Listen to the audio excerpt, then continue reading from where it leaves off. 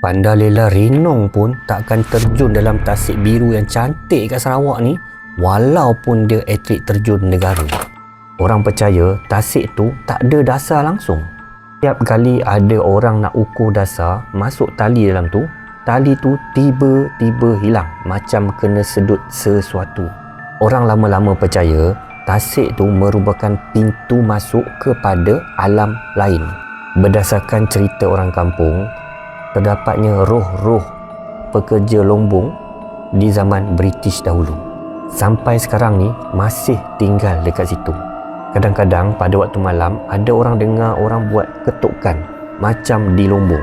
Rupa-rupanya tempat itu adalah bekas lombong.